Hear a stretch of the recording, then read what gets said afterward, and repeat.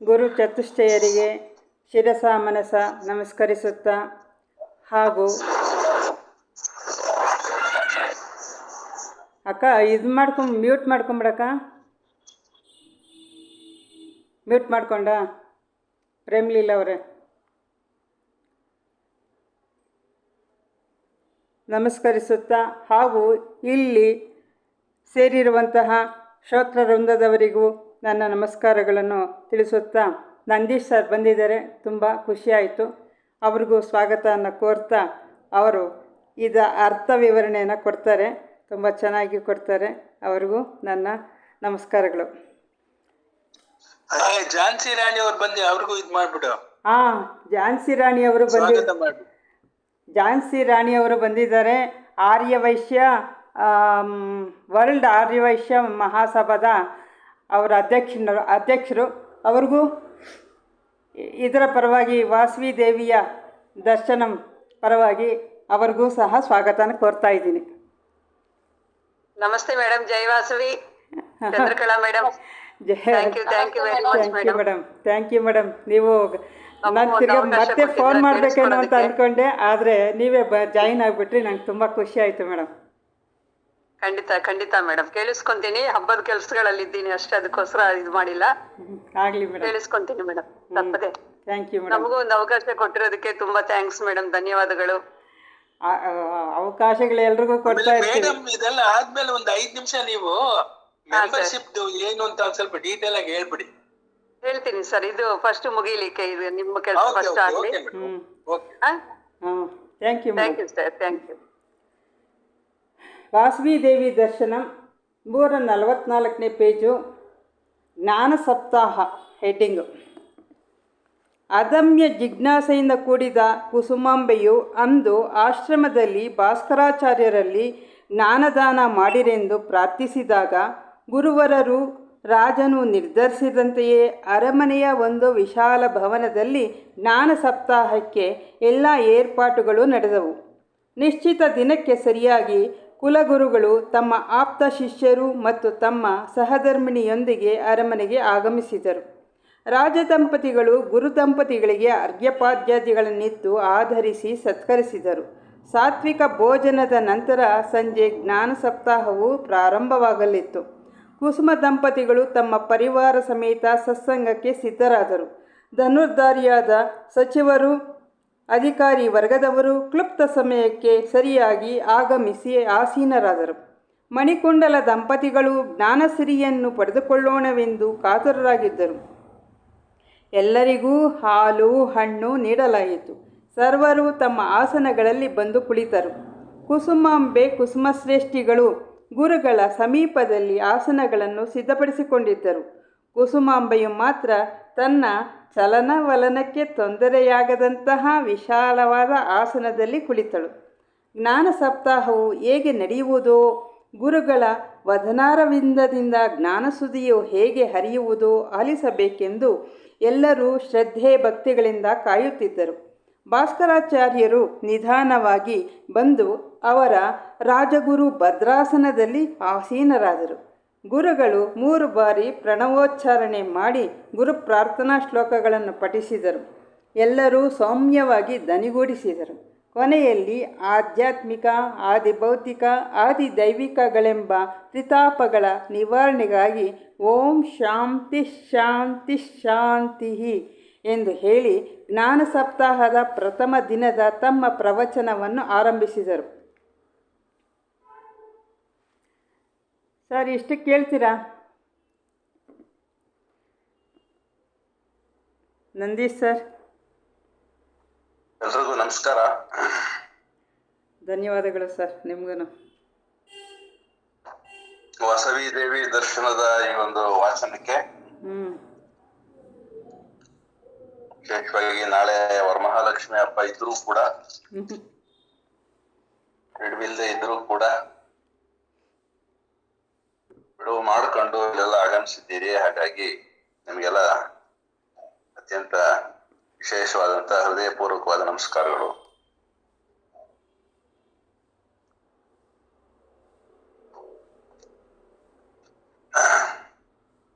ಜ್ಞಾನ ಸಪ್ತಾಹ ಅನ್ನುವ ಈ ಒಂದು ಭಾಗದಲ್ಲಿ ಗರ್ಭಿಣಿಯಾಗಿರ್ತಕ್ಕಂಥ ಹೆಣ್ಣು ಮಗಳೊಬ್ಳು ಗುರುಗಳ ಸಮೀಪದಲ್ಲಿ ಜ್ಞಾನದ ಧಾರೆಗಾಗಿ ಹಂಬಲಿಸಿ, ವಿಶೇಷವಾಗಿ ಅಧ್ಯಾತ್ಮ ಜ್ಞಾನದ ಪಾತ್ರವಾಗಿ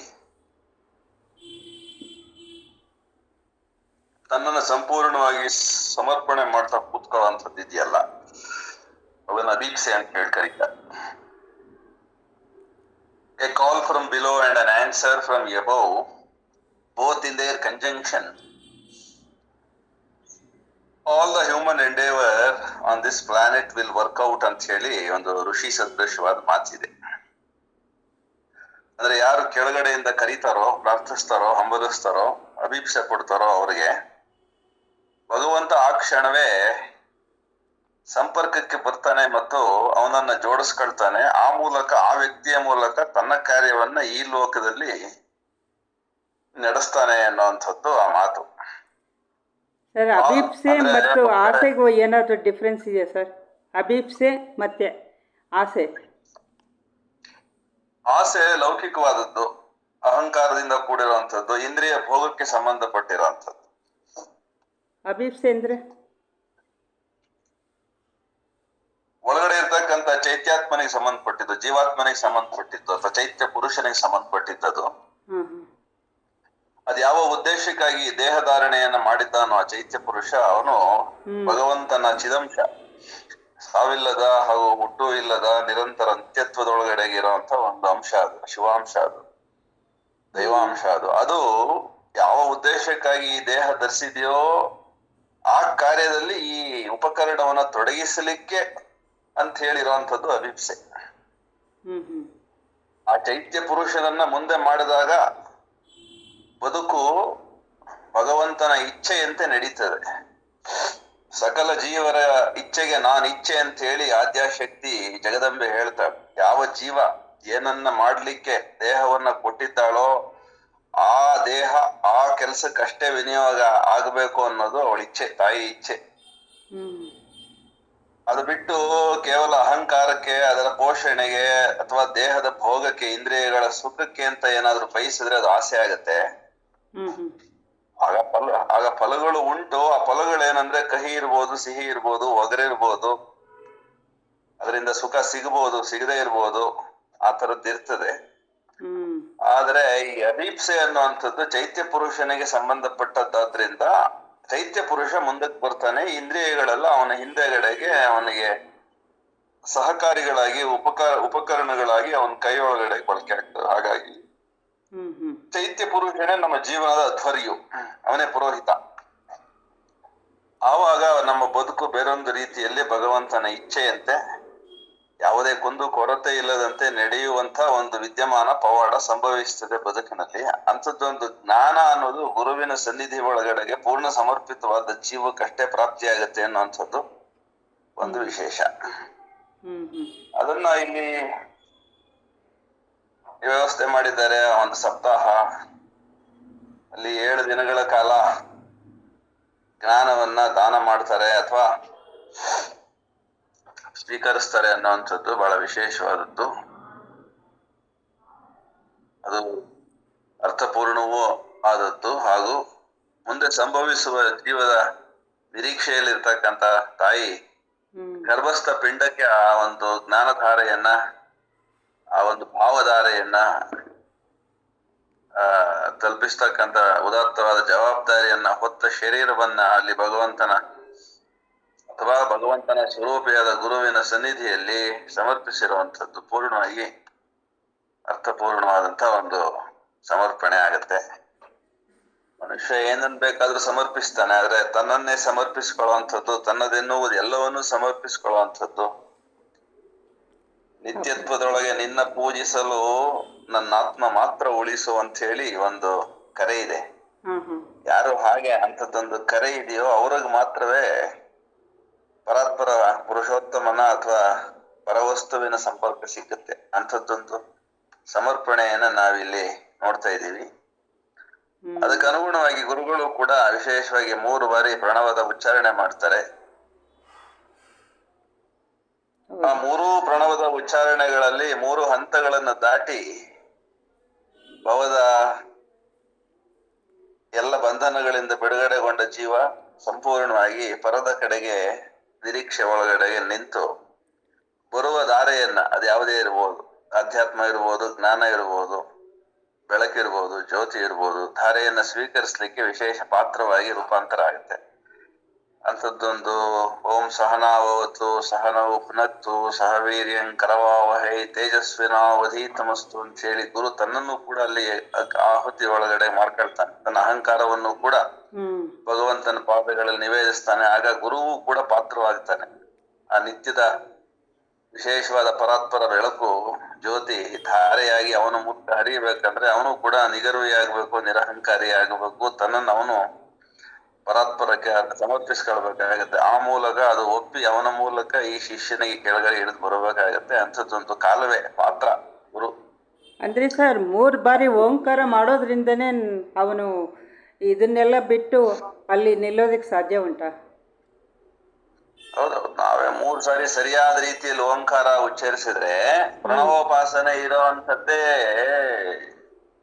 ಇಹದಿಂದ ಪರಕ್ಕೆ ನಡುವಿನ ಒಂದು ಸೇತುವೆಯಾಗಿ ಅನ್ನಮಯದಿಂದ ಆನಂದಮಯದವರೆಗೆ ಏರ್ಲಿಕ್ಕೆ ಇರುವಂತ ಜೀವದ ಆರೋಹಣದ ಪಥ ಅದು. ಅದಕ್ಕಾಗಿ 3 ಸಾರಿ ಹೇಳ್ತಾರೆ, ಸ್ಥೂಲವನ್ನು ದಾಟಿ ಸೂಕ್ಷ್ಮವನ್ನು ದಾಟಿ ಕಾರಣಕ್ಕೆ ಬಂದು ಕಾರಣಾತೀತವಾಗ್ತಕ್ಕಂಥ ಒಂದು ಪರಿಕ್ರಮ ಅದು 3 ಸಾರಿ ಓಂಕಾರ ಮಾಡುವಂಥದ್ದು. ಹಾಗಾಗಿ ಸ್ಥೂಲ ಸೂಕ್ಷ್ಮ ದಾಟಿ ಆಚೆಗೆ ಹೋಗಿ ಅಲ್ಲಿ ಪರಾತ್ಪರದೊಟ್ಟಿಗೆ ಒಂದಾಗ್ತಕ್ಕಂಥ ಒಂದು ಲೀಲೆ. ಆ ಮೂಲಕವೇ ಪರ ಅನ್ನೋದು ಅಪರಕ್ಕೆ ಇಳಿದು ಬರುವಂಥದ್ದು ಸಾಧ್ಯತೆ. ಹಾಗಾಗಿ ಮನುಷ್ಯ ಅಂಥದ್ದೊಂದು ಪಾತ್ರವಾಗ್ಲಿಕ್ಕೆ ಅರ್ಹವಾದಂತ ಉಪಕರಣವನ್ನು ಹೊಂದಿದ್ದಾನೆ ದೇಹ ರೂಪದಲ್ಲಿ. ಅದನ್ನ ಇಲ್ಲಿ ಹೇಳ್ತಿದ್ದಾರೆ. ಪ್ರಥಮ ದಿನದ ನಮ್ಮ ಪ್ರವಚನ ಆರಂಭ ಆಗುತ್ತೆ, ಶುರು ಮಾಡಿ. ಜ್ಞಾನ ಸಪ್ತಾಹದ ಪ್ರಥಮ ದಿನದ ಪ್ರವಚನ. ಆತ್ಮಸ್ವರೂಪಿಗಳೇ, ಈ ಸುದಿನ ಪರ್ವದಿನ. ಏಕೆಂದರೆ ಭಾವಿ ಯುವರಾಜನಾಗಲು ಇಳೆಗೆ ಆಗಮಿಸುತ್ತಿರುವ ನಮ್ಮ ಕುಸುಮ ದಂಪತಿಗಳ ಶಿಶುರಾಜನ ಪ್ರೇರಣೆಯಿಂದಾಗಿ, ನಮ್ಮ ರಾಣಿಯಲ್ಲಿ ಹುಟ್ಟಿದ ಜಿಜ್ಞಾಸೆಯಿಂದಾಗಿ ಈ ಸಪ್ತಾಹವನ್ನು ಏರ್ಪಡಿಸಲಾಗಿದೆ. ಇದನ್ನೇ ಸುಯೋಗವೆನ್ನುವುದು. ಪುತ್ರಕಾಮೇಷ್ಟಿ ಯಾಗ ಪೂರ್ವದಲ್ಲಿ ಕುಸುಮಾಂಬೆಯ ಹೃದಯದಲ್ಲಿದ್ದ ವಾಂಛೆ ಸಂತಾನಕ್ಕಾಗಿ, ಆದರೆ ಈಗ ಹುಟ್ಟಿರುವುದು ಜ್ಞಾನವಾಂಛೆ ಆಗಲಿ. ಇದು ಮಹಾಶುಭಕರವೇ. ಗರ್ಭಿಣಿ ನಾರಿ ಪಡೆದ ಉದರದಲ್ಲಿ ಮಗುವಿಗೂ ಭಾಗವಿರುತ್ತದೆ. ಹಿರಣ್ಯಕಶಿಪುವಿನ ಸತಿ ಕಯಾದುಗೆ ನಾರದರು ತಮ್ಮ ಆಶ್ರಮದಲ್ಲಿ ನಾರಾಯಣ ಮಂತ್ರವನ್ನು ಬೋಧಿಸಿದಾಗ ತಾಯಿ ಗರ್ಭದಲ್ಲಿಯೇ ಆಲಿಸಿಕೊಂಡ ಪ್ರಹ್ಲಾದನು ನಾರಾಯಣನ ಪರಮಭಕ್ತನಾದನು. ಉತ್ತರೆಯ ಗರ್ಭದಲ್ಲಿದ್ದ ಅಭಿಮನ್ಯು ಚಕ್ರವ್ಯೂಹ ಭೇದಿಸುವುದನ್ನು ಅರಿತನು. ಆದ್ದರಿಂದ ನಾವೆಲ್ಲರೂ ಈ ತಾಯಿಗೆ ಶುಭ ಕೋರೋಣ. ನೀವಿಂದು ಏಕಾಗ್ರತೆಯಿಂದ ಶ್ರವಣ ಮಾಡಿರಿ, ಪೂರ್ಣ ಲಾಭ ಪಡೆಯಿರಿ. ಈ ರಮ್ಯವಾದ ಜಗತ್ತನ್ನು ನೋಡಿರಿ, ಒಳಗಣ್ತೆರೆದು ನೋಡಿರಿ. ನಾವಿಲ್ಲಿರುವ ಸಮಸ್ತವನ್ನು 2 ಬಗೆಯಾಗಿ ವಿಂಗಡಿಸಬಹುದು. ಒಂದು ಜಡ, ಇನ್ನೊಂದು ಚೇತನ. ಚೇತನವನ್ನು ಮತ್ತೆ 3 ಬಗೆಯಾಗಿ ವಿಂಗಡಿಸಬಹುದು: ಸಸ್ಯಗಳು, ಪ್ರಾಣಿಗಳು, ಮಾನವರು.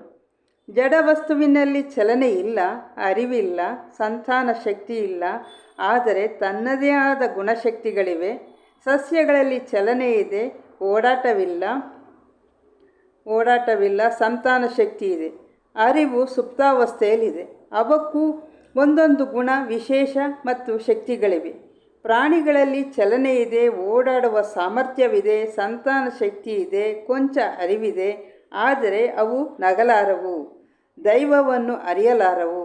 ಆದರೆ ಮನುಷ್ಯರು ಮಾತ್ರ ಉತ್ತಮ ಜೀವಿಗಳು. ಸಂಚರಿಸಬಲ್ಲರು, ನಗಬಲ್ಲರು, ಆಲೋಚಿಸಬಲ್ಲರು, ತಮ್ಮ ಪರಂಪರೆಯನ್ನು ಮುಂದುವರಿಸಿಕೊಳ್ಳಬಲ್ಲರು.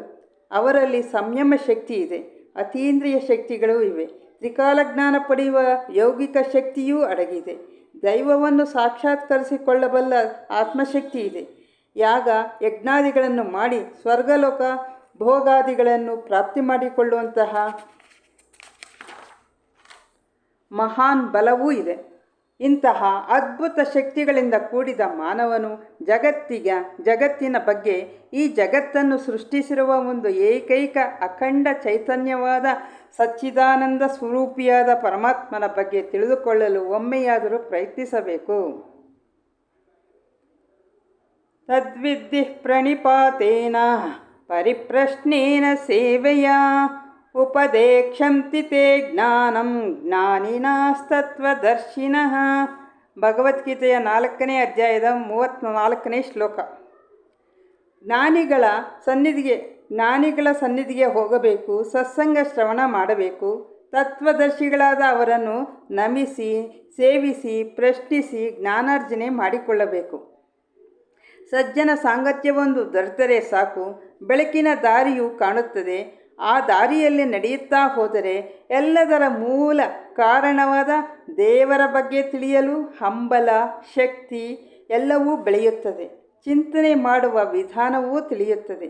ಒಂದು ಬೆಟ್ಟದ ತುದಿಯಲ್ಲಿ ನಿಂತು ಸುತ್ತಲೂ ವೀಕ್ಷಿಸಿದರೆ ಕೆಳಗೆ ಇರುವ ಊರುಗಳೆಲ್ಲ ಕಾಣುವಂತೆ ಜ್ಞಾನದ ಶಿಖರದಲ್ಲಿ ನಿಂತು ನೋಡಿದಾಗ ಜಗತ್ತು ಪೂರ್ಣವಾಗಿ ಕಾಣುತ್ತದೆ.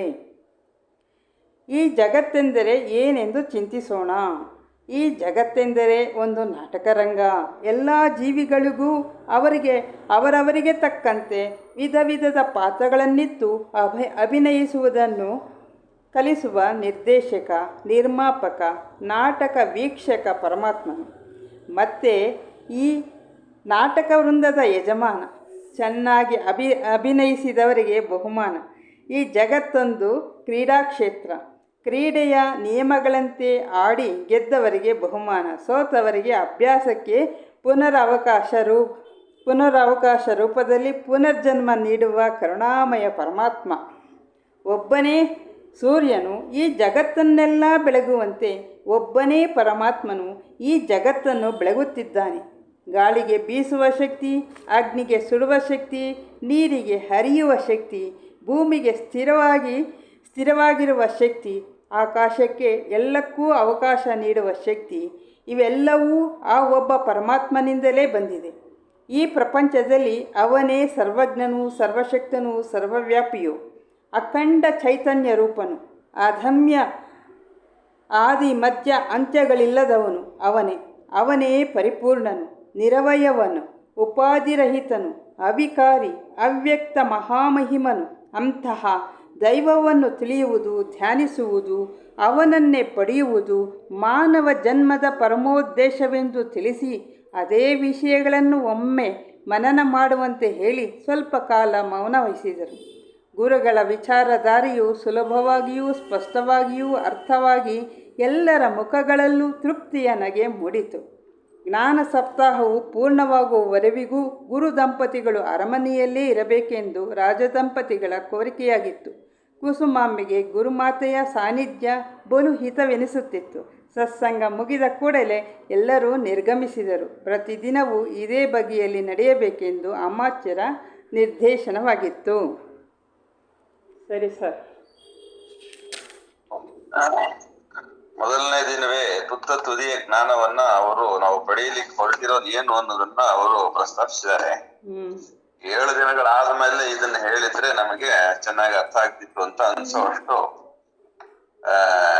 ಜ್ಞಾನದ ಪರಿಪಾಕವನ್ನ ನಮ್ಗೆ ಅವರು ನಾವೇನ್ ಪಡೀಲಿಕ್ಕೆ ಹೊರಟಿದೀವಿ ಈ ಸಪ್ತಾಹದಲ್ಲಿ ಯಾವ ಉದ್ದೇಶಕ್ಕಾಗಿ ಅನ್ನೋದನ್ನ ಮೊದಲೇ ಸ್ಪಷ್ಟಪಡಿಸ್ತಾ ಇದ್ದಾರೆ. ಒಂದು ವ್ಯಷ್ಟಿ ಸಿದ್ಧಿ ಆಗಬೇಕು, ನಂತರದಲ್ಲಿ ಸಮಷ್ಟಿ ಸಿದ್ಧಿಗಾಗಿ ಆ ವ್ಯಷ್ಟಿ ಅನ್ನೋದು ಸಮರ್ಪಿತವಾಗಬೇಕು. ಅದು ಇಚ್ಛೆ. ಹಾಗಾಗಿ ಮೊದಲು ಜೀವ ತಾನು ಯಾರು, ತನ್ನ ಉದ್ದೇಶವೇನು, ತನ್ನೊಳಗಿನ ಸಾಮರ್ಥ್ಯಗಳೇನು, ತನ್ನ ಗಂತವ್ಯವೇನು ಅನ್ನೋದನ್ನ ಮೊದಲು ತಿಳಿಬೇಕು. ಮೊದಲು ನಾನು ಯಾರು, ನನ್ನ ಸಾಮರ್ಥ್ಯಗಳೇನು, ಅದನ್ನ ನಾನು ಯಾವ ತರದಲ್ಲಿ ತೊಡಗಿಸ್ಬೇಕಾಗಿದೆ, ಬಳಸ್ಬೇಕಾಗಿದೆ ಅನ್ನೋದನ್ನೇ ತಿಳಿದೇ ಹೋದ್ರೆ ವ್ಯಷ್ಟಿ ಅನ್ನೋದು ಪೂರ್ಣ ಆಗಲ್ಲ.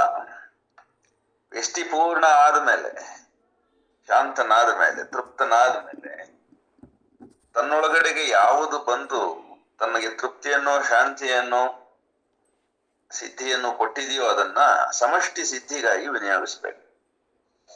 ಅದನ್ನೇ ವೀರಶೈವಾಚಾರದಲ್ಲಿ ತಾನು ದುಡಿಬೇಕು, ಕಾಯಕ ಮಾಡಬೇಕು. ಕಾಯಕ ಮಾಡಿ ಬಂದ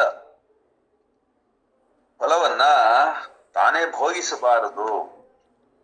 ಅದು ಶಿವ ಶರಣರಿಗಾಗಿ ಅಂತೇಳಿ ದಾನ ಮಾಡಿ ಉಳಿದಿದ್ದರಲ್ಲಿ ತಾನು ಅನುಭವಿಸಿ ತೃಪ್ತಿಯನ್ನು ಪಡೆಯಬೇಕು ಅಂತ ಹೇಳಿ ಹೇಳ್ತಾರೆ. ಅಂದ್ರೆ ಕಾಯಕ ಅನ್ನುವಂಥದ್ದು ಶರೀರ ಬಂದ ಮೇಲೆ ಅನಿವಾರ್ಯ ಮಾಡಬೇಕು. ಆ ಕಾಯಕವೇ ಪೂಜೆಯಾಗಬೇಕು ಅನ್ನುವಂಥದ್ದು ಅವ್ರ ಕಲ್ಪನೆ.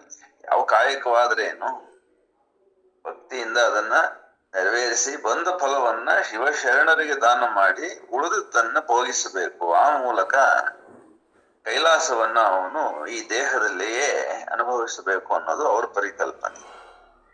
ಹಾಗೇನೆ ಇಲ್ಲಿ ಜೀವ ಒಂದು ಬರಲಿರುವ ಸಂದರ್ಭದಲ್ಲಿ ತ್ರಿಕಾಲಜ್ಞಾನಿಗಳಾದ ಗುರುಗಳು ಆ ಮುಂದಿನ ರಾಜನ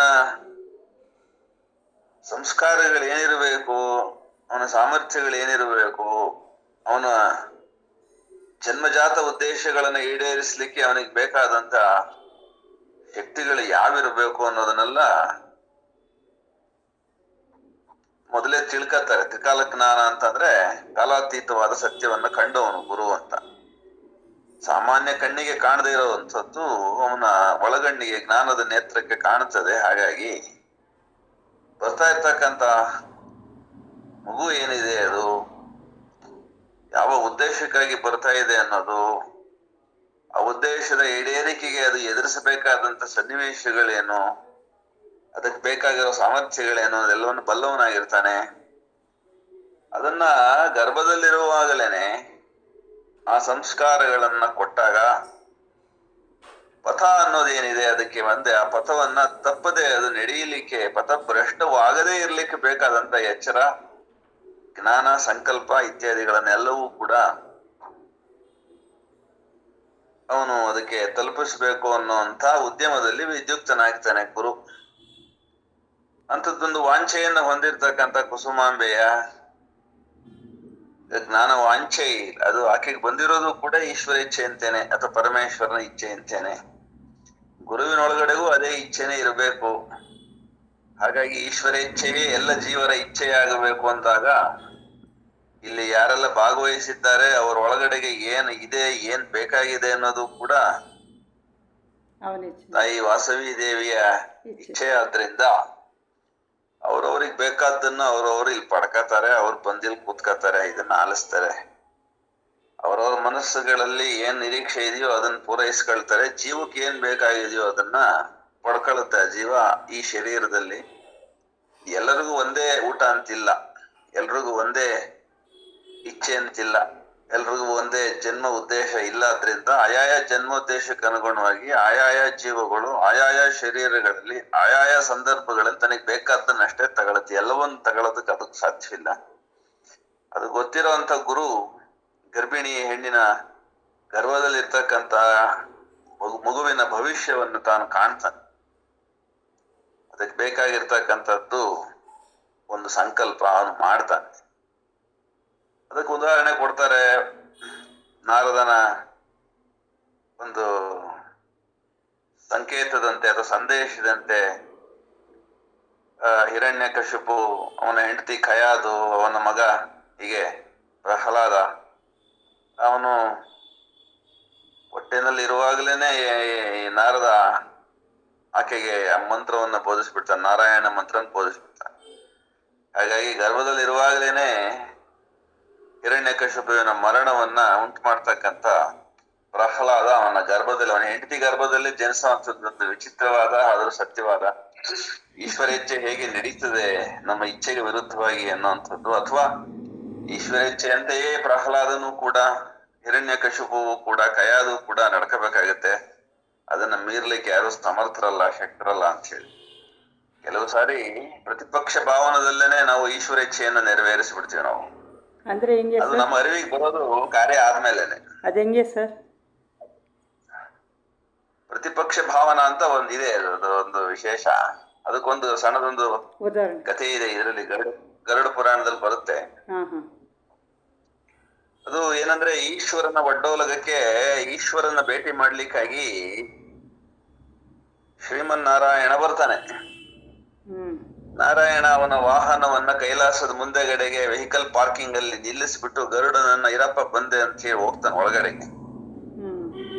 ಅದಾದ ಸ್ವಲ್ಪ ಹೊತ್ತಲ್ಲಿ ಯಮಧರ್ಮ ಬರ್ತಾನೆ ಈಶ್ವರನ್ ಭೇಟಿಗೆ. ಅವನ ವೆಹಿಕಲ್ ಪಾರ್ಕಿಂಗ್ ಮಾಡುವಾಗ ಅಲ್ಲಿ ಗರುಡನ್ ಪಕ್ಕದಲ್ಲಿ ಅವನ ವಾಹನ ನಿಲ್ಲಿಸುವಾಗ ಗರುಡ ಯಮನನ್ನ ನೋಡ್ತಾನೆ. ಅವಾಗ ಯಮ ಸ್ವಲ್ಪ ದೂರದಲ್ಲಿ ಕೈಲಾಸದಲ್ಲಿ ಕೂತಿದ್ದ ಒಂದು ಪುಟ್ಟ ಪಕ್ಷಿಯನ್ನ ನೋಡ್ತಾನೆ. ಅದನ್ನ ನೋಡ್ತಾ ಇದ್ದಾನೆ ಅನ್ನೋದು ಈ ಗರುಡನ ಗೊತ್ತಾಗ್ಬಿಡುತ್ತೆ. ಯಮಧರ್ಮನ ಕಣ್ಣು ಆ ಪಕ್ಷಿ ಮೇಲೆ ಬಿತ್ತು, ಇನ್ನ ಅದ್ರ ಕತೆ ಮುಗಿಸ್ತಾನೆ ಅವನು ಅಂತ ಹೇಳಿ ಯೋಚನೆ ಮಾಡ್ತಾ ಹೆಂಗಾದ್ರೂ ಮಾಡಿ ಆ ಪಕ್ಷಿನ ಬಚಾವ್ ಮಾಡ್ಬಿಡ್ಬೇಕು ನಾನು ಅಂತ ಅವನು ಯೋಚನೆ ಮಾಡ್ತಾನೆ. ಅಷ್ಟ್ರಲ್ಲಿ ಯಮಧರ್ಮ ಒಳಗಡೆ ಹೋಗ್ತಾನೆ. ಒಳಗಡೆ ಹೋಗಿ ಅವನ ಈಚೆಗೆ ಬರೋ ಅಷ್ಟೊತ್ತಿಗೆ ಇವನೇನ್ ಮಾಡ್ತಾನೆ, ಆ ಪುಟ್ಟ ಪಕ್ಷಿಯನ್ನು ತಗೊಂಡೋಗಿ ದಂಡಕಾರಣ್ಯದಲ್ಲಿ ಇಟ್ಟು ಬಂದ್ಬಿಡ್ತಾನೆ ಕೈಲಾಸದಿಂದ. ಗರುಡ ಅವನ್ ಮನಸ್ಸಿನಲ್ಲಿ ಏನಿದೆ, ಆ ಪಕ್ಷಿನ ಹೆಂಗಾದ್ರೂ ಮಾಡಿ ಬಚಾವ್ ಮಾಡ್ಬೇಕು ಯಮಧರ್ಮನಿಂದ ಅಂತ. ಸರಿ, ಹಂಗ್ ಅಷ್ಟ್ ಕೆಲ್ಸ ಮಾಡಿ ವಾಪಸ್ ಬಂದ್ ಕೈಲಾಸದಲ್ಲಿ ತನ್ನ ಜಾಗದಲ್ಲಿ ಅವನು ಕೂತ್ಕತ್ತಾನೆ. ವಿಷ್ಣು ಈಚೆಗೆ ಬರೋವರೆಗೂ ಮೊದಲೇ ಯಮಧರ್ಮನ ಈಚೆಗೆ ಬರ್ತಾನೆ. ಈಶ್ವರನ್ ಭೇಟಿ ಆಯ್ತು. ಅವಾಗ ಇವನು ಪ್ರಶ್ನೆ ಕೇಳ್ತಾನೆ ಗರುಡ, ಗುರುವೇ ನೀನು ಬಂದಾಗ ನಾನ್ ನೋಡ್ತಾ ಇದ್ದೆ, ಅಲ್ಲಿ ಒಂದು ಪಕ್ಷಿ ಇತ್ತು, ಅದನ್ನ ನೀನ್ ನೋಡಿ ನಿನ್ನ ಮುಖದಲ್ಲಿ ಭಾವನೆಗಳು ಬದಲಾದವು, ಏನು ಇಚ್ಛೆ ಇತ್ತು ನಿನಗೆ ಆ ಪಕ್ಷಿ ಬಗ್ಗೆ ಅಂತ ಕೇಳ್ತಾನೆ. ಗರುಡನಿಗೆ ಯಮಧರ್ಮ ಹೇಳ್ತಾನೆ, ನನಗೆ ಆಶ್ಚರ್ಯ ಆಯ್ತು, ಇಷ್ಟು ಚಿಕ್ಕ ಹಕ್ಕಿ ದಂಡಕಾರಣ್ಯದಲ್ಲಿ ಒಂದು ಹೆಬ್ಬಾವಿಗೆ ಆಹಾರ ಆಗ್ಬೇಕಾಗಿತ್ತು, ಇದು ಬಂದು ಕೈಲಾಸದಲ್ಲಿ ಹೆಂಗ್ ಹೋಗುತ್ತೆ ದಂಡಕಾರಣ್ಯಕ್ಕೆ ಅಂತ ನಾನು ಆಶ್ಚರ್ಯಪಟ್ಟೆ ಅಂತ ಹೇಳ್ತಾನ. ಅವಾಗ ಗರುಡನಿಗೆ ಏನ್ ಮಾಡ್ಬೇಕು ಏನ್ ಹೇಳ್ಬೇಕು ಗೊತ್ತಾಗಲ್ಲ. ಯಾಕೆಂದ್ರೆ ಅವನ್ ಮನಸ್ಸಿಗೆ ಬಂದದ್ದು ಅದನ್ನ ಬದುಕಿಸ್ಬೇಕು ಅಂತ. ಆದ್ರೆ ಏನ್ ಆಗ್ಬೇಕಾಗಿತ್ತು ಅದನ್ನ ಈಶ್ವರ ಇಚ್ಛೆ ಅವನ ಮೂಲಕನೇ ಸಾಧಿಸ್ತದನ್ನ. ಅದನ್ನ ಪ್ರತಿಪಕ್ಷ ಭಾವನಾ ಅಂತ ಕರೀತಾರೆ. ಅಂದ್ರೆ ಈ ನಮ್ಮ ಇಚ್ಛೆ ಏನಿದೆ ಕೆಲವು ಸಾರಿ ಈಶ್ವರ ಇಚ್ಛೆಗೆ ವಿರುದ್ಧವಾಗಿದ್ರೆ ಈಶ್ವರನಿಗೆ ಅದು ಗೊತ್ತಾಗತ್ತೆ. ಅದನ್ನ ಹೆಂಗೋ ಮಾಡಿ ಅವನು ಅದನ್ನ ತಪ್ಪಿಸ್ತಾನೆ. ನನಗೆ ಏನ್ ಆಗ್ಬೇಕಾಗಿದೆ ಅದನ್ನ ಅವನು ಯಾವುದೋ ಒಂದು ಮಾರ್ಗದಲ್ಲಿ ನಡೆಸ್ತಾನೆ. ಹಾಗಾಗಿ ಅಪ್ರತಿಹತ ಅಂತ ಕರೀತಾರೆ. ಈಶ್ವರ ಇಚ್ಛೆಯನ್ನ ಯಾರು ಎದುರಿಸಿ ಉತ್ತರಿಸಿ ಮುಂದೆ ಹೋಗಕ್ಕೆ ಸಾಧ್ಯವಿಲ್ಲ. ಅದಕ್ಕೆ ನಮ್ಮ ಮೂಲಕವೇ ನಮಗೆ ಗೊತ್ತಾಗದಂತೆಯೇ ತದ್ವಿರುದ್ಧವಾದ ಭಾವನೆಗಳನ್ನ ಉಂಟು ಮಾಡಿ ತನ್ನ ಕೆಲಸವನ್ನ ಮಾಡಿಸ್ಕೊಳ್ಳೋ ಅಂಥದ್ದು ಈಶ್ವರ ಇಚ್ಛೆ. ಅದು ಕತೆ ಬಹಳ ಚೆನ್ನಾಗಿದೆ. ಅದು ನಮ್ಮ ಅಹಂಕಾರಕ್ಕಾಗಿ ಬಹಳ ಒಳ್ಳೇದೊಂದು ಔಷಧಿ ಇದ್ದಂಗಿದೆ ಅದು ಕತೆ. ಓಕೆ, ಈಗ ಇಲ್ಲಿಗೆ ಬರೋಣ. ಗುರುಗಳು ಪ್ರಥಮ ದಿನದ ಪ್ರವಚನ ಮಾಡ್ತಾ ಇದ್ದಾರೆ. ನಾನು ಬೇರೆ ಏನೇನೋ ಹೇಳ್ತಾ ಇದ್ದೀನಿ ಅಂತ ಭಾವಿಸ್ಬೇಡಿ. ಸೊ ಪ್ರಹ್ಲಾದ ನಾರಾಯಣನ ಕಥೆ ಎಲ್ಲ ಬರ್ತಾ ಇದೆ ಇಲ್ಲಿ. ಅದೇ ತರದಲ್ಲಿ ಉತ್ತರೆ ಗರ್ಭದಲ್ಲಿದ್ದ ಅಭಿಮನ್ಯುವಿನ ಕಥೆಯು ಇಲ್ಲಿ ಗೊತ್ತು ನಮ್ಗೆಲ್ಲಾನು.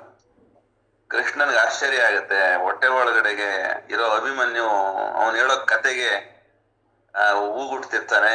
ಉತ್ತರ ನಿದ್ದೆ ಮಾಡ್ತಿರ್ತಾಳೆ ರಥದಲ್ಲಿ. ಎಲ್ಲ ಇವನ ಹುಟ್ಟಕ್ ಮುಂಚೆನೆ ನನಗೆ ಇವನು ಹೂ ಅಂತ ಇವನಿಗೆ ಹುಟ್ಟಿದ ಮೇಲೆ ಇವನೇನು ಸಾಮಾನ್ಯನಾಗಲ್ಲ ಅಂತ ಅವನಿಗೆ ಆಶ್ಚರ್ಯ ಆಗುತ್ತೆ. ಅದೆಲ್ಲ ಕತೆ ಗೊತ್ತಿದೆ ನನಗೆ. ಈ ಗರ್ಭದಲ್ಲಿರೋ ಮಕ್ಕಳಿಗೆ ವಿಶೇಷವಾದ ಗರ್ಭ ಸಂಸ್ಕಾರಗಳನ್ನ ಕೊಟ್ಟಾಗ ಆ ಪಿಂಡಕ್ಕೆ ಆ ಸಂಸ್ಕಾರಗಳು ಸಂಪೂರ್ಣವಾಗಿ ತಲುಪಿ ಅದು ಜಗತ್ತಿಗೆ ಬರೋಕ್ ಮುಂಚೆನೆ ಸಂಸ್ಕಾರ ವಿಶಿಷ್ಟವಾಗಿ ಈಚೆಗೆ ಬರುತ್ತೆ ಅನ್ನುವಂಥದ್ದು ನಮ್ಮ ಹರ್ಷೆಯ ಋಷಿ ಪರಂಪರೆಯ ಒಂದು ಸಿದ್ಧಾಂತ.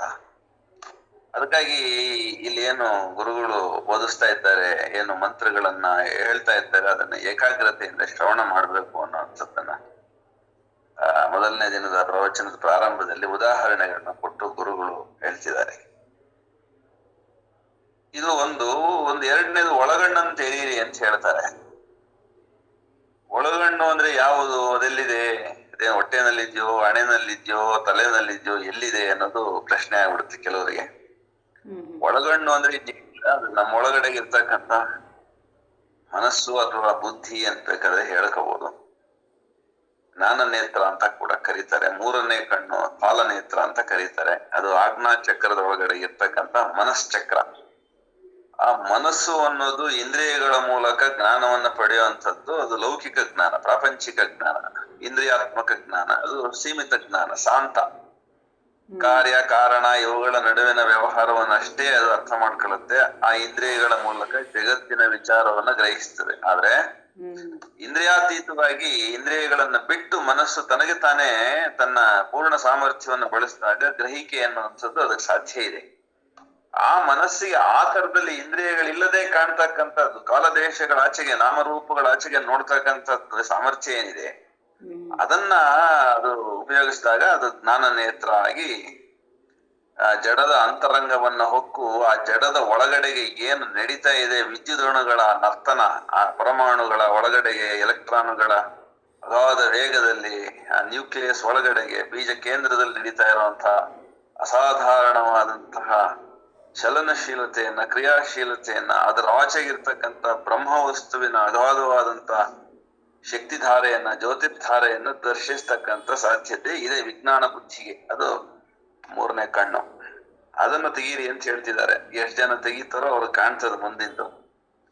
ಅದು ಹೇಳ್ತಾ ಇದ್ದಾರೆ, ಒಂದು ಜಡ ಇನ್ನೊಂದು ಚೇತನ ಅಂತ ಹೇಳಿ. ಆ ಚೇತನದ ದರ್ಶನ ಆಗೋದು ಒಳಗಣ್ಣಿಗೆ ಮಾತ್ರ. ಅದು ತೆಗೆದಾಗ ಸಸ್ಯಗಳು, ಪ್ರಾಣಿಗಳು, ಮಾನವರು ಅಂತ ಕೇಡ್ರನ್ನ ಹೇಳ್ತಾರೆ. ಇದು ಇನ್ಕನ್ಸೈಂಟ್ ಅಂತೀವಿ ನಾವು ಅರವಿಂದ್ರ ಫಿಲಾಸಫಿನೊಳಗಡೆ. ಅಚೇತನ ಅಂತ ಹೇಳಿ ಬಂಧನವಿಲ್ಲದೆ ಜಡ ರೂಪದಲ್ಲಿ ಇರ್ತಕ್ಕಂಥ ಬ್ರಹ್ಮವಸ್ತು ಆ ಕಲ್ಲು ಮಣ್ಣುಗಳೊಳಗಡೆಗೆ ಸುಷುಪ್ತಿ ಒಳಗೆ ನಿದ್ರಿಸಿದೆ. ಅದು ತಲತಲಾಂತರ ಶತಮಾನಗಳ ಕಾಲ ನಿದ್ರಿಸಿದೆ. ಅದು ಎಷ್ಟೋ ಕಲ್ಪಗಳು ಹೋದ್ಮೇಲೆ ಅದಕ್ಕೆ ಒಳಗಿನ ಸಂಕಲ್ಪ ಜಾಗೃತವಾಗಿ ನಾನು ಕೂಡ ಉತ್ತರಾಯಣ ಯಾತ್ರೆಯಲ್ಲಿ ಭಾಗವಹಿಸಬೇಕು ಅಂತ ಇಚ್ಛೆ ಆದಾಗ, ಆ ಜಡದ ಅಂತರಂಗದಲ್ಲಿ ಅಭಿಪ್ಸೆ ಎದ್ದಾಗ ಅದು ಪ್ರಾಣವಾಗಿ, ಮನವಾಗಿ, ವಿಜ್ಞಾನವಾಗಿ ಮತ್ತೆ ಮುಂದಕ್ಕೆ ಆನಂದವಾಗಿ ಪರಬ್ರಹ್ಮವನ್ನು ಅನುಭವಿಸ್ತದೆ ಅನ್ನುವಂಥದ್ದು ನಮ್ಮ ಉತ್ಸರ್ಪಿಣಿಯಲ್ಲಿ ಅಥವಾ ಆರೋಹಣದೊಳಗಡೆಗೆ ಬರುವಂತ ಲೀಲೆ. ಸೊ ಯಾವುದು ಜಡದಲ್ಲಿ ಅವರೋಹಣ ಲೀಲೆ ಒಳಗಡೆಗೆ ಬಂದು ಒಡಗೂಡಿ ಜಡವಾಗಿ ಏನು ನಮಗೆ ಕಾಣ್ತಾ ಇದೆಯೋ ಅಚೇತನ ಅನ್ನೋ ರೂಪದೊಳಗಡೆಗೆ, ಅದರೊಳಗಡೆಗೆ ಅಗಾಧವಾದಂತ ಬ್ರಹ್ಮ ವಸ್ತುವಿನ ಚೇತನವೇ ಇದೆ ನಿದ್ರೆಯಲ್ಲಿ. ಸುಪ್ತಾವಸ್ಥೆಯಲ್ಲಿ ಜಡದಲ್ಲಿ ಇದೆ ಅಂತ ಸುಷುಪ್ತಿ ಒಳಗಡೆ ಇದೆ ಅದು. ಅದು ನಾವು ಸುಷುಪ್ತಿ ಒಳಗೆ ಜಡದಂತೆ ಬಿದ್ದಿರ್ತೀವಲ್ಲ, ನಿದ್ದೆ ಮಾಡುವಾಗ ಯಾರಾದ್ರೂ ಒದ್ರು ಕೂಡ ತುಳಿದ್ರು ಕೂಡ ನಮ್ಗೇನ್ ಗೊತ್ತಾಗಲ್ವಲ್ಲ. ಒಳಗಡೆ ಅವಾಗ ಇರಲ್ವ, ಜೀವ ಇರ್ತದೆ, ಸುಷುಪ್ತಿ ಒಳಗೆ ಇರ್ತದೆ. ಹಂಗೆ ಜಡದಲ್ಲೂ ಕೂಡ, ಕಲ್ಲಲ್ಲೂ ಕೂಡ ಅದಿದೆ, ಅದು ಚೈತನ್ಯ ಇದೆ. ಆದ್ರೆ ಅದು ಸುಷುಪ್ತಿ ಒಳಗಡೆಗೆ, ನಿದ್ರಾವಸ್ಥೆನೊಳಗಡೆ ಇದೆ, ಸಾಧನೆ ಒಳಗಡೆ ತೊಡಗಿದೆ ಅನ್ನೋಂಥದ್ದು ಗೊತ್ತಾಗತ್ತೆ. ಅದಕ್ಕೆ ಯಾವಾಗ ಸಂಕಲ್ಪ ಆಗುತ್ತೋ ಅವಾಗ ಎದಳುತ್ತದು. ಅದನ್ನೇ ನಾವು ವಿಗ್ರಹದಲ್ಲಿ ಕಾಣುವಂಥದ್ದು ಚಿದ್ರೂಪಿ ಪರದೇವತಾ ಅಂತ ಕರೀತಾರೆ. ಪರದೇವತಾ ಅಂದ್ರೆ ಚಿತ್ತ, ಆನಂದ. ಅದು ಸತ್ತೊಳಗಡೆಗೆ ಕಾಣದಂತೆ ಗುಹ್ಯವಾಗಿ, ನಿಗೂಢವಾಗಿ, ಜಡದ ರೂಪದಲ್ಲಿ ಏನಿತ್ತು ಕರೆದರೂ ಓಕೊಳ್ಳದಿರೋ ಅಚಿನ್ನಿದ್ರೆಯಾಗಿ ನಿದ್ರಿಸ್ತಾ ಇದೆ. ಅಂದ್ರೆ ಅದು ವಿಗ್ರಹ ಆಗುತ್ತೆ ಅಂತ ಅದು ಸಂಕಲ್ಪ ಮಾಡ್ದಾಗ್ಲೇನ ಸರ್ ಅದು ಇದಾಗೋದು ವಿಗ್ರಹಕ್ಕೆ? ಅದೇ ಕರೀತದೆ, ಅದೇ ಶಿಲ್ಪಿಯನ್ನ ಕರೀತದೆ. ನನ್ನೊಳಗಡೆ ಒಂದು ವಿಗ್ರಹ ಇದೆ, ಬರಪ್ಪ ಸೆರೆಯಾಗಿದ್ದೀನಿ ಬಿಡಿಸು ಅಂತ. ಆ ಕಲ್ಲ ಸೆರೆಯಿಂದ ವಿಗ್ರಹ ಕಡದು ಮೂಡ್ತದೆ. ಅಂದ್ರೆ ಶಿಲ್ಪಿ ಬದ್ದಾನಲ್ಲಿ, ಅವನೇ ಬ್ರಹ್ಮ, ಒಳಗಡೆ ಇದ್ದಾನ. ಹಂಗೆ ಜಡದ ಅಂತರಂಗದಲ್ಲಿ ಇದೆ ಹಿತವಾಗಿ. ಶಿಲ್ಪಿ ಬಂದಾಗ ಅದು ಕಾಲ ಬಂತು ಅಂತ ಅವು ಕಲ್ಲಿನ ಸೆರೆಯನ್ನ ಬಿಡಿಸ್ತಾನೆ. ಅವಾಗ ಅದು ಚೇತನ ಮೂರ್ತಿ ಆಗತ್ತೆ ಕಲ್ಲು. ಅದಕ್ಕೆ ಪೂಜೆ ನಡೀತದೆ, ಅರ್ಚನೆ ನಡೀತದೆ, ಆರಾಧನೆ ನಡೀತದೆ, ಅಭಿಷೇಕ ನಡೀತದೆ. ಅವಾಗ ಅದು ಚಿತ್ ಶಕ್ತಿ ಜಾಗೃತವಾಗುತ್ತೆ, ಪ್ರಾಣಶಕ್ತಿ ಅದಕ್ಕೆ ನಿವೇದನೆ ಆಗುತ್ತೆ ಭಕ್ತರ ಶರೀರಗಳಲ್ಲಿ. ಅದು ತೀರ್ಥ ಆಗತ್ತೆ, ಅದಕ್ಕೆ ಸೋಕ್ಸಿದ ಹಣ್ಣು ಪ್ರಸಾದ ಆಗುತ್ತೆ. ಹೀಗೆ ಅದು ಸತ್ಯ ಅಸತ್ತಾಗುತ್ತೆ, ಅಸತ್ಯ ಮತ್ತೆ ಚಿತ್ ಶಕ್ತಿ ಜಾಗೃತವಾದಾಗ ಚಿದ್ಯಂತ್ರ ಆಗುತ್ತೆ. ಅದನ್ನೇ ಪ್ರಾಣ ಪ್ರತಿಷ್ಠೆ ಅಂತ ಕರೆಯೋದು. ಇದೊಂಥರ ಚೆನ್ನಾಗಿದೆ. ಅದಾದ್ಮೇಲೆ ಅದು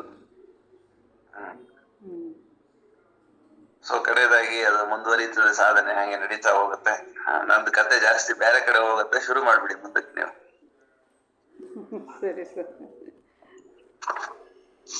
ಅಲ್ಲ ಹೇಳ್ಬೇಕು ಸರ್, ಬಂದಾಗ ಈ ಹೇಳಿ ವಿಷಯಗಳು ಅರ್ಸಿಕೆ ಬಿಟ್ರೆ ಏನ್ ಪ್ರಯೋಜನ ಆಗಲ್ಲ. ನೀವು ಹೇಳ್ತಾ ಇರೋದು ಚೆನ್ನಾಗಿದೆ, ಹೇಳಿ ಸರ್. ಅದೇ ಇಲ್ಲಿ ಹೇಳಿದಾರೆ ನೋಡಿ ಅವರು, ಸಸ್ಯಗಳಲ್ಲಿ ಚಲನೆ ಇದೆ, ಓಡಾಟವಿಲ್ಲ, ಸಂತಾನ ಶಕ್ತಿ ಇದೆ, ಅರಿವು ಸುಪ್ತಾವಸ್ಥೆಯಲ್ಲಿದೆ. ನಾನು ಹೇಳೋದ್ರಲ್ಲಿ ಅವರೇ ಹೇಳ್ತಾ ಇದ್ದಾರೆ. ಈಗ ಒಂದೊಂದು ಗಿಡದಲ್ಲೂ ಒಂದೊಂದು ಹೂ ಬರುತ್ತೆ, ಒಂದೊಂದು ಹಣ್ಣು ಬರುತ್ತೆ, ಒಂದೊಂದಕ್ಕೂ ಒಂದೊಂದು ಬಣ್ಣ, ಒಂದೊಂದಕ್ಕೂ ಒಂದೊಂದು ರುಚಿ, ಒಂದೊಂದಕ್ಕೂ ಒಂದೊಂದು ವಾಸನೆ, ಒಂದೊಂದಕ್ಕೂ ಒಂದೊಂದು ಉದ್ದೇಶ, ಗಾತ್ರ ಎಲ್ಲವೂ ಇದೆಯಲ್ಲ. ಎಲ್ಲಾ ಹಣ್ಣುಗಳು ಮನುಷ್ಯರು ತಿನ್ಲಿ ಅಂತ ಮಾಡಿಲ್ಲ. ಪಕ್ಷಿಗಳು, ಎಷ್ಟೋ ಪಶುಗಳು ಹಣ್ಣುಗಳನ್ನ, ನಾವು ತಿಂದೇ ಇರೋ ಹಣ್ಣುಗಳನ್ನೆಲ್ಲ ಅವು ತಿಂತವೆ ಅಲ್ವಾ? ನಾವು ತಿಂದೇ ಇರೋ ಕಾಳುಗಳನ್ನೆಲ್ಲ ಅವು ತಿಂತವೆ. ಅಂದ್ರೆ ಯಾವ ಗಿಡದಲ್ಲಿ ಯಾವ ಹೂವು, ಯಾವ ಗಿಡದಲ್ಲಿ ಯಾವ ಹಣ್ಣು, ಯಾವ ಗಿಡದಲ್ಲಿ ಯಾವ ಧಾನ್ಯ, ಅದು ಯಾವುದಕ್ಕಾಗಿ ಅನ್ನುವಂಥದ್ದೆಲ್ಲ ಮೊದಲೇ ಇರ್ಬೇಕಲ್ಲ ಅಲ್ಲಿ. ಮೊದಲೇ ಅದಿಲ್ಲದೆ ಹೋಗಿದ್ರೆ ಅದನ್ನೇ ಕೊಡ್ಲಿಕ್ಕೆ ಯಾರ್ ಕಾರಣ? ಅದನ್ನೇ ಚಿದ್ರೂಪಿ ಪರದೇವತಾ ಅಲ್ಲಿ ಪ್ರತಿಷ್ಠೆ ಆಗಿದೆ. ಅದನ್ನ ಬಿಟ್ರೆ ಬೇರೇನು ಮಾಡಕ್ ಬಿಡಲ್ಲ ಅಂತ. ಪ್ರಾಣಿಗಳಲ್ಲೂ ಅಷ್ಟೇನೆ, ಯಾವುದು ಹಾಲು ಕೊಡ್ಬೇಕು ಅದು ಹಾಲು ಕೊಡುತ್ತೆ, ಯಾವ್ದು ಸಗಣಿ ಕೊಡ್ಬೇಕು ಅದು ಸಗಣಿ ಕೊಡುತ್ತೆ, ಯಾವ್ದು ಗಂಜಲ ಕೊಡ್ಬೇಕು ಅದು ಗಂಜಲ ಕೊಡುತ್ತೆ, ಯಾವ್ದು ಮಾಂಸ ಕೊಡ್ಬೇಕು ಅದು ಮಾಂಸ ಕೊಡುತ್ತೆ. ಯಾವ್ದು ಏನ್ ಕೊಡ್ಬೇಕೋ ಅದಕ್ಕೆ ಅನುಗುಣವಾಗಿ ನಡಿಬೇಕಲ್ಲ. ಆ ಇಚ್ಛೆ ಆ ಶರೀರದಲ್ಲಿ ಅಂತರ್ಗತವಾಗಿ ಇರ್ಬೇಕಲ್ಲ. ಹಾಗಾಗಿ ಅದೆಲ್ಲವನ್ನು ಸುಪ್ತ ಅವಸ್ಥೆ ಒಳಗಡೆಗೆ ಅರಿವು ಇದೆ. ಆ ಅರಿವು, ಅದಕ್ಕೆ ಅಲ್ಲಮ್ಮ ಹೇಳ್ತಾನೆ, ಮಾತೆಂಬುದು ಜ್ಯೋತಿರ್ಲಿಂಗ, ಸ್ವರವೆಂಬುದು ಪರತತ್ವ ಅಂತ ಹೇಳ್ತಾನೆ. ಸೊ ಇದು ನಮಗೆ ಪರತತ್ವ ಅನ್ನೋದು ನಮ್ಮ ಒಳಗಡೆಗೆ ಅಂತರ್ಗತವಾಗಿ ಇದೆ. ಸ್ವರದ ರೂಪದಲ್ಲಿ, ಅಕ್ಷರದ ರೂಪದಲ್ಲಿ ಹೊಮ್ತಾ ಇದೆ. ಓಂಕಾರದ ನಾದವಾಗಿ, ಬೋಧವಾಗಿ ಅದು ನಮಗೆ ಅನುಭವಕ್ಕೆ ನಿಲುಕ್ತಾ ಇದೆ. ಆದ್ರೆ ಏನಾಗಿದೆ, ಅದು ಎಲ್ಲರಿಗೂ ಆಗಲ್ಲ. ಅದು ವಿಶೇಷವಾದ ಸಾಧನೆ ಒಳಗಡೆ ಇರುವಂತವ್ರಿಗೆ, ಅಂತರಂಗದ ಸಿದ್ಧಿಗೆ ಸಂಕಲ್ಪಿಸಿ ಆ ಮೂಲಕ ಅಂತರಂಗದ ಸ್ವಯಂ ನಿಯಂತ್ರಣಕ್ಕೆ ಮುಂದಾದವರಿಗೆ ಅದು ಕಾಣಿಸ್ಕೊಳ್ತದೆ. ಅದನ್ನ ಒಂದು ವಚನದಲ್ಲಿ ಬಹಳ ಚೆನ್ನಾಗಿ ಹೇಳ್ತಾನ. ತಾಳೋಷ್ಟ ಸಂಪುಟವೆಂಬುದು ನಾದಬಿಂದು ಕಳಾತೀತ. ಮಾತೆಂಬುದು ಜ್ಯೋತಿರ್ಲಿಂಗ, ಸ್ವರವೆಂಬುದು ಪರತತ್ವ, ತಾಳೋಷ್ಟ ಸಂಪುಟವೆಂಬುದು ನಾದಬಿಂದು ಕಳಾತೀತ. ಇದನ್ನ ಮೊನ್ನೆನೂ ಹೇಳಿದ್ದೆ, ಲಾಸ್ಟ್ ವೀಕ್ ಅನ್ಸುತ್ತೆ ನಾನು. ಈ ಒಂದು ವಚನನ ನೀವು ಇದರಲ್ಲಿ ಆನಂದಾಮೃತದಲ್ಲಿ ಬಹಳ ಚಂದ ವಿವರಣೆ ಕೊಟ್ಟಿದ್ದಾರೆ, ಓದ್ಕಳಿ ಅಂತ ಹೇಳಿ. ನಮ್ಮ ಗುಹೇಶ್ವರನ ಶರಣರು ನುಡಿದು ಸೂತಕಿಗಳಲ್ಲ ಅಂತ ಹೇಳಿ. ಸೊ ಬ್ರಹ್ಮ ವಸ್ತುವನ್ನ ಅನುಭವಿಸುವಾಗ ಮಾತು ಅನ್ನೋದು ಸೋತ್ ಹೋಗುತ್ತಲ್ಲಿ, ಮಾತಿಗೆ ನಿಲುಕಲ್ಲ. ಅದು ಮೌನದ ಪರಮಾವಧಿ ಒಳಗಡೆ, ಪರಾಕಾಷ್ಠೆ ಒಳಗಡೆಗೆ ಬ್ರಹ್ಮ ಬೋಧೆ. ಆ ಬೋಧೆ ಶಬ್ದಕ್ಕೆ ಅಳವಡಲ್ಲ. ಅದು ಶಬ್ದಾತೀತ ನಿತ್ಯ ವಸ್ತು, ಅದು ಶಬ್ದಕ್ಕೆ ಬರಲ್ಲ. ಅದು ಶಬ್ದ ಅನ್ನೋದು ಸೀಮಿತ, ಶಾಂತ. ಅದಕ್ಕೆ ಧ್ವನಿ ಶಕ್ತಿ ಇದೆ, ಅದಕ್ಕೆ ನಾದ ಶಕ್ತಿ ಇದೆ, ಅದಕ್ಕೆ ಮಾಧುರ್ಯ ಇದೆ, ಅದಕ್ಕೆ ಆನಂದ ಇದೆ, ಎಲ್ಲವೂ ಹೌದು. ಆದ್ರೆ ಬ್ರಹ್ಮ ವಸ್ತು ಹಿನ್ನೆಲೆಯಲ್ಲಿ ಇರ್ತದೆ, ಅದು ಅಕ್ಷರದೊಳಗೆ ಮುನ್ನೆಲೆಗೆ ಬರಲ್ಲ. ಹಾಗಾಗಿ ಹಿಡಿದು ಕಟ್ಟಿಕೊಡ್ಲಿಕ್ಕೆ ಆಗಲ್ಲ ಮಾತಿನಲ್ಲಿ. ಅದಕ್ಕಾಗಿ ಮೌನವನ್ನು ವಹಿಸ್ಬಿಡ್ತಾರ ಅವರು. ಗುಹೇಶ್ವರನ ಶರಣರು ನುಡಿದು ಸೂತಕಿಗಳಲ್ಲ ಅಂತ. ನುಡಿದ್ರೆ ಸೂತಕ ಆಗತ್ತೆ, ಬ್ರಹ್ಮ ಕೈಗೆ ಸಿಕ್ಕಲ್ಲ ಅಂತ ಹೇಳಿ ತಪ್ಪಿಸ್ಕೊಳ್ತಾನ ಅವನು. ಮಾತಿಗೆ, ಮನಸ್ಸಿಗೆ, ಬುದ್ಧಿಗೆ ಆಚೆಗಿರ್ತಾನವ. ಬನ್ಸಕ್ ಹೋದ್ರೆ ತಪ್ಪಿಸ್ಕೊಳ್ತಾನೆ. ಸಿಕ್ಕದೆಂಬ ಬಳಲಿಕೆ ನೋಡ ಅಂತಾನೆ. ನೀವೆಷ್ಟ ಏನ್ ಮಾಡಿದ್ರು, ಯಾವ ಮಂತ್ರ ಹೇಳಿದ್ರು, ಯಾವ ಪದ್ಯ ಬರೆದ್ರು, ಎಷ್ಟ್ ಮಾತಾಡಿದ್ರು ಅವನ್ ತಪ್ಪಿಸ್ಕೊಳ್ತಾನೆ, ಅದ್ರೊಳಗೆ ಬರಲ್ಲ. ಹಾಗಾಗಿ ಮೌನವನ್ನ ಆಶ್ರಯಿಸಬೇಕು. ಅದಕ್ಕೆ ಅತೀಂದ್ರಿಯವಾದಂತಹ ಸಾಮರ್ಥ್ಯಗಳು ಮನಸ್ಸಿಗಿದಾವೆ. ಆ ಮೌನದಲ್ಲಿ ಅವು ಕಾಣಿಸ್ಕೊಳ್ತವೆ. ಅದನ್ನೇ ಯೌಗಿಕ ಶಕ್ತಿ ಅಂತಾನು, ದೈವ ಸಾಕ್ಷಾತ್ಕಾರಕ್ಕೆ ಬೇಕಾಗಿರುವಂತ ಸಿದ್ಧಿ ಅಂತಾನು, ತ್ರಿಕಾಲ ಜ್ಞಾನ ಅಂತಾನು ನಮ್ಮ ಋಷಿ ಮುನಿಗಳು ನಮ್ಗೆ ಕೊಟ್ಟಿದ್ದಾರೆ. ಎಲ್ಲ ಭೋಗಗಳನ್ನು ಅಂತರಂಗದಲ್ಲಿ ಭೋಗಿಸಬಹುದು, ಯೋಗದ ಮೂಲಕ ಅನುಸಂಧಾನ ಮಾಡಬಹುದು. ಹಾಗಾಗಿ ಜೀವನವಿದೆಲ್ಲವೂ ಯೋಗವೇ ಅಂತ ಹೇಳಿ ಹೇಳಿದ್ದಾರೆ. ಇಂಥ ಅದ್ಭುತಗಳನ್ನು ನಾವು ಮಾನವ ಜಗತ್ತಿನೊಳಗಡೆ ಬಂದ ಮೇಲೆ, ಮನುಷ್ಯ ಶರೀರದಲ್ಲಿ ಬಂದ ಮೇಲೆ ಸತ್ತು ಚಿತ್ತು ಆನಂದ ಸ್ವರೂಪವನ್ನು ನಮ್ಮೊಳಗಡೆಗೆ ಅನುಸಂಧಾನ ಮಾಡಬೇಕು. ಅಂದ್ರೆ ಪ್ರಯತ್ನ ಆಗಬೇಕು, ಗುರುವಿನ ಕೃಪೆ ಆಗಬೇಕು, ಪರಮೇಶ್ವರನ ಆಶೀರ್ವಾದ ಬೇಕು. ಅದಕ್ಕೆ ಅಂಥದ್ದೊಂದು ಪ್ರಶ್ನೆ ನಮ್ಮಲ್ಲಿ ಮೊದಲು ಬರಬೇಕು. ಅದಕ್ಕಾಗಿ ಸ್ವಾಮಿ ವಿವೇಕಾನಂದ ಹೇಳಿದ್ರು, ಉತ್ತಿಷ್ಠತ ಜಾಗ್ರತ ಪ್ರಾಪ್ಯವರಾನ್ ನಿಬೋಧತ ಅಂತ ಹೇಳಿ. ಇದಳು ಬೇಕಾದಷ್ಟು ಜನ ತಿಳಿದವರಿದ್ದಾರೆ, ಅವ್ರ ಹತ್ರ ಹೋಗು, ಕೇಳು, ಅವ್ರ ಸೇವೆ ಮಾಡು, ಅವ್ರ ಸನ್ನಿಧಿಗೆ ಹೋಗು, ಶ್ರವಣ ಮಾಡು, ತತ್ವದರ್ಶಿಗಳಿದ್ದಾರೆ ಹೋಗಪ್ಪ ಅಂತ ಹೇಳಿ, ಎದಳು ಅಂತ ಹೇಳಿ ನಮ್ಮನ್ನ ನಾವು ಎಬ್ಬಿಸ್ಕೋಬೇಕು. ಸಾಕು, ಎದಳು ಮಾತಾಡಿದ್ ನಿಲ್ಸು ಇನ್ನ ಅಂತ ಹೇಳಿ. ಟೈಮ್ ಆಯ್ತು, ನನ್ನ ಮಾತಿಗೆ ನಾನು ಮಂಗಳ ಹಾಡ್ತೀನಿ. ನಮಸ್ಕಾರ.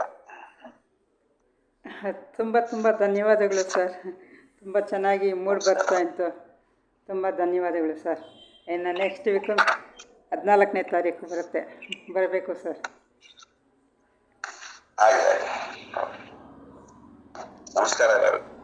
ನಮಸ್ಕಾರ ಸರ್. ಜ್ಯೋತಿ ಅವರೇ, ಜ್ಯೋತಿ ಅವರೇ. ಹರಿ ಓಂ. ಇದ್ದೀನಿ. ಹರಿ ಓಂ. ಹಾಂ, ಹರಿ ಓಂ. ಹೇಳ್ತೀರಾ?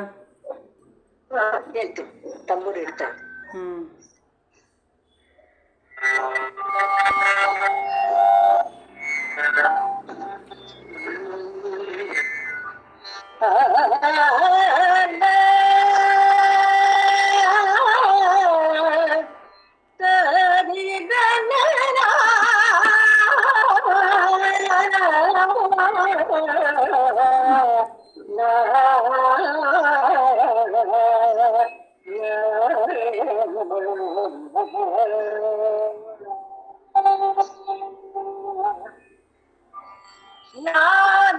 ನಾದಯೋಗಮೋ ಗಾನವಿದುಲ ರಾಜಮರ್ಗಮೋ ನಾದಯೋಗಮೋ ಗಾನವಿದುಲ ರಾಜಮರ್ಗಮೋ ನಾದಯೋಗಮೋ ಗಾನವಿದುಲ ರಾಜ ಮಾರ್ಗಮೋ ವಾಸವಿ ಕೃಪಕಿದೆ ಗೀತ ಸುಧಾ ಪಾನಮೋ ನಾದಯೋಗಮೋ ಕಾಲವಿದುಲ ರಾಜ ಮಾರ್ಗಮೋ ವಾಸವಿ ಕೃಪಕಿದೆ ಗೀತ ಸುಧಾ ಪಾನಮೋ ನಾದಯೋಗಮೋ ಕಾಲವಿದುಲ ರಾಜ ಮಾರ್ಗಮೋ ವಾಸವಿ ಕೃಪಕಿದೆ ಗೀತ ಸುಧಾ ಪಾನಮೋ ನಾದಯೋಗಮೋ ಕಾಲವಿದುಲ ರಾಜ ಮಾರ್ಗಮೋ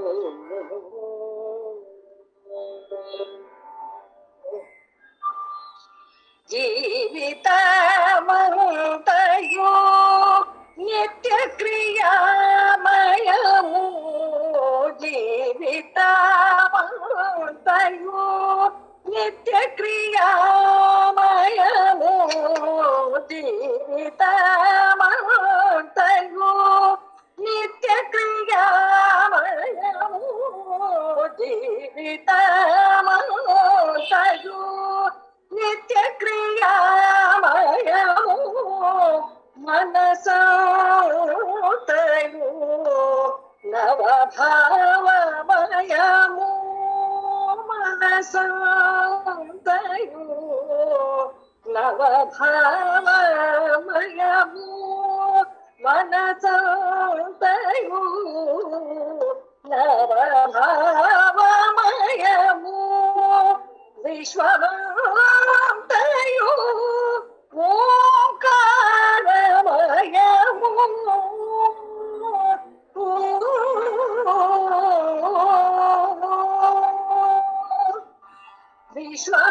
ವಿಶ್ವವಂತಯೋ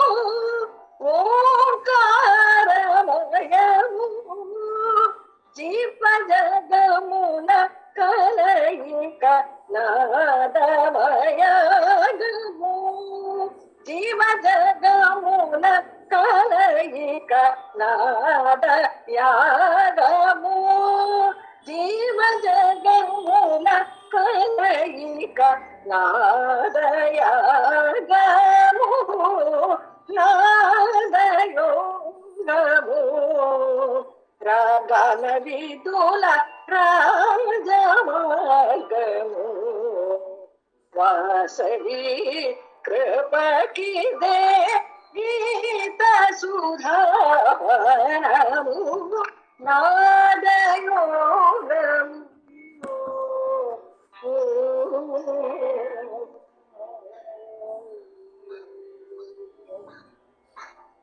ಭಾಷಣ ಲೇಖನಲು ಜ್ಞಾನ ಪ್ರದಮೋ ಗಾನಮೋದ ಧ್ಯಾನಮೂಲು ವಿಜ್ಞಾನ ಪ್ರದಮೋ ಭಾಷಣ ಲೇಖನಲು ಜ್ಞಾನ ಪ್ರದಮೋ ಗಾನಮೋದ ಧ್ಯಾನಮೂಲು ವಿಜ್ಞಾನ ಪ್ರದಮೋ ನಿರತಿಶಯ ಭಕ್ತಿಯೇ ಅದ್ವೈತವು ನಿರತಿಶಯ ಭಕ್ತಿಗೆ ಅದ್ವೈತವು ನಿರತಿಶಯ ಭಕ್ತಿಗೆ ಅದ್ವೈತವು ಅದ್ವೈತ ಸಿದ್ಧಿಗೆ ಆತ್ಮಾನುಭವವು ಅದ್ವೈತ ಸಿದ್ಧಿಗೆ ಆತ್ಮಾನುಭವವು ಅದ್ವೈತ ಸಿದ್ಧಿಗೆ ಆತ್ಮಾನುಭವವು ನಾದಯೋಗವು ಗಾನವಿದುಲ ರಾಜಮಾರ್ಗವು ವಾಸವಿ ಕೃಪಕಿದೆ ಗೀತ ಸುಧಾವನವು ನಾದಯೋಗವು ಗಾನವಿದುಲ ರಾಜಮಾರ್ಗವು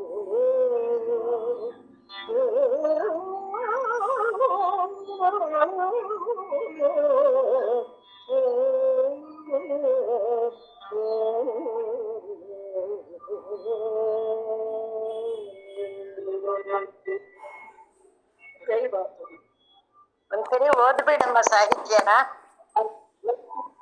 ಒಂದ್ಸರಿ ಓದ್ಬಿಡಮ್ಮ. ನಾನು ಮೊದಲು ಓದೋಣ ಅಂತ ಓದ್ಬೇಕಾಗಿತ್ತಲ್ವಾ ಅನ್ಕೊಂಡಿಲ್ಲ ಅಷ್ಟು. ನಾದಯೋಗಮು ಗಾನವಿದುಲ ರಾಜಮಾರ್ಗಮು. ಅದೇ ಸಂಗೀತಜ್ಞರು ಗಾನನ ಉಪಾಸನೆ ಮಾಡೋರು ನಾದಯೋಗ ಮಾಡ್ತಾರೆ ಅಂತ. ಇದೇ ವಾಸವಿ ಕೃಪಕಿ ಗೀತ ಸುಧಾ ಪಾನಮು. ಅಂದ್ರೆ ದೇವಿ ಗಾನ ಪ್ರಿಯಳು, ನಾದ ಯೋಗದಲ್ಲಿ ದೇವಿನ ಹೋಲಿಸ್ಕೋಬಹುದು ಅಂತ ಇಲ್ಲಿ ಅಭಿಪ್ರಾಯ ಹೇಳ್ತಾ ಇದ್ದಾರೆ. ಜೀವಿತಮಂತೆಯು ನಿತ್ಯ ಕ್ರಿಯಾಮಯಮು. ಚಲನ ಇಲ್ಲದೆ ಜೀವನನೇ ಇಲ್ವಾ, ಚಲನಮಯ ಅಲ್ವಾ. ಜೀವಿತವೆಲ್ಲವೂ ನಿತ್ಯ ಕ್ರಿಯಾಮಯಮು. ಮನಸ್ಸಂತೆಯು ನವಭಾವಮಯಮು. ವಿಶ್ವಮಂತೆಯು ಓಂಕಾರಮಯಮು.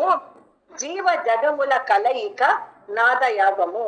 ಅದು ಎಲ್ಲೆಲ್ಲೂ ಸಂಗೀತವೇ ಅಂತ ಹಾಡಿದೆಲ್ಲ ಆತರ. ಜೀವ ಜಗತ್ತು ಎಲ್ಲ ನಾದಮಯಮು, ನಾದ ಯಾಗಮು, ನಾದ ಯಜ್ಞ ಅಂತ ಹೇಳ್ತಾ ಇದ್ದಾರೆ. ಆಮೇಲೆ ಭಾಷಣ, ಲೇಖನ, ಜ್ಞಾನಪ್ರದ, ಅದೆಲ್ಲ ಜ್ಞಾನಪ್ರದ. ಭಾಷಣ, ಲೇಖನ ಎಲ್ಲ. ಆಮೇಲೆ ಗಾನ ಮೂಲ ಧ್ಯಾನ ಮೂಲ ವಿಜ್ಞಾನಪ್ರದವು, ಅದೆಲ್ಲ ಸ್ಥೂಲ. ಭಾಷಣ, ಲೇಖನ, ಸಂಗೀತ, ಹಾಡೋದು, ಬರೆಯೋದು ಎಲ್ಲ ಧ್ಯಾನ.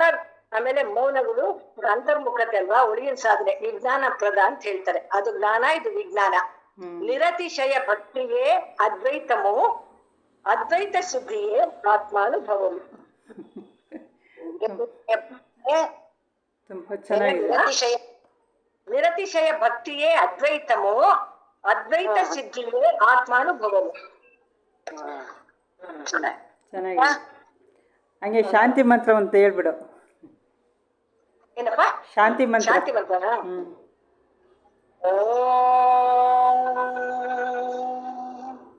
ಸರ್ವೇ ಭವಂತು ಸುಖಿನಃ, ಸರ್ವೇ ಸಂತು ನಿರಾಮಯಾಃ, ಸರ್ವೇ ಭದ್ರಾಣಿ ಪಶ್ಯಂತು, ಮಾ ಕಶ್ಚಿತ್ ದುಃಖ ಭಾಗ್ ಭವೇತ್. ಓಂ ಶಾಂತಿ ಶಾಂತಿ ಶಾಂತಿ. ಶ್ರೀ ವಾಸವಿ ಮಾತಾ ಚರಣಾರವಿಂದಾರ್ಪಣಮಸ್ತು. ಜೈ ವಾಸವಿ ಮಾತಾ ಕೀ ಜೈ.